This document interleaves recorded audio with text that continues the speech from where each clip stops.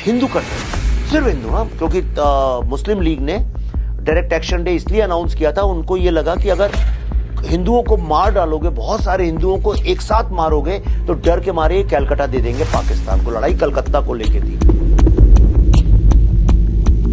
Direct action day is one of the world's biggest human tragedy.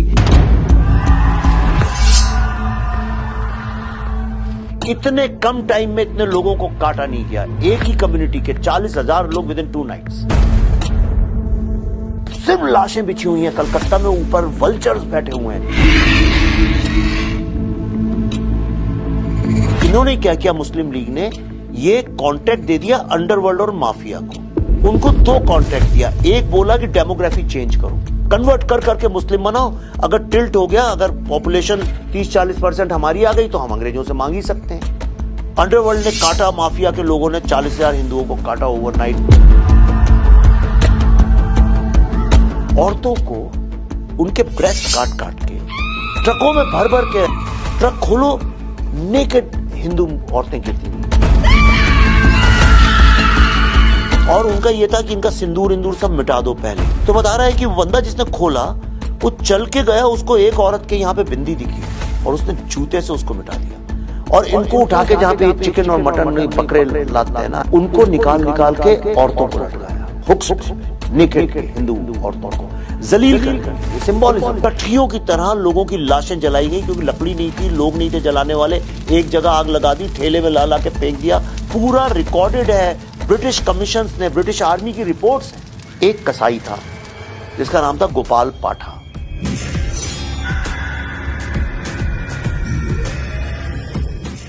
उसने सबको unite किया। उसने मारवाड़ियों से कहा तुम लोग पैसे दो, सिखों से कहा कि तुम लोगों को तलवारें चलानी आती हैं, तुम लोग तलवार और कृपाण चलाओ।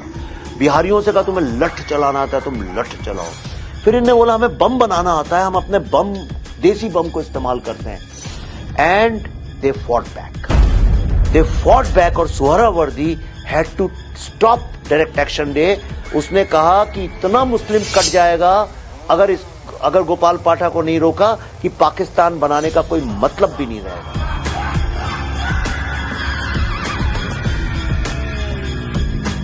गांधी जी ने जब बोला आर्म सरेंडर करो, उसने गांधी जी के मुंह पे जाके बोल दिया कि अगर मेरा एक नाखून या मैंने एक छोटी कील का भी इस्तेमाल अगर हिंदू बहनों को की सुरक्षा के लिए यूज किया होगा, मैं वो भी तुम्हें सरेंडर नहीं करूंगा।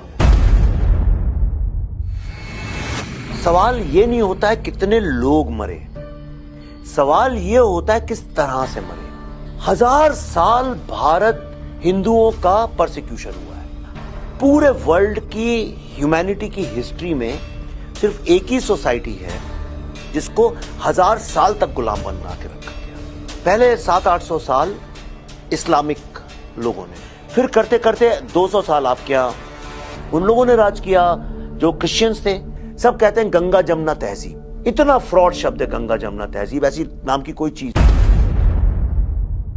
पूरे विश्व में एक ही एक धर्म बोलिए या बिलीफ सिस्टम बोलिए जो कहता है कि जानो, सीक, फाइंड योरसेल्फ, अपने इनर बीइंग को जानो। हम लोग सीकर्स हैं। और बाकी जितने अब्राहमिक रिलीजन्स हैं वो कहते हैं मानो, क्योंकि हम कह रहे हैं ऐसा। ये बंगाल ममता बनर्जी का नहीं है, उनकी बापौती नहीं है, ममता बनर्जी की ठेकेदारी नहीं है बंगाल। क्या कारण है कि बंगाल के जितने पढ़े लिखे लोग हैं अब सबसे पहले अपनी बेटी को बंगाल से बाहर भेजते हैं पढ़ने के लिए?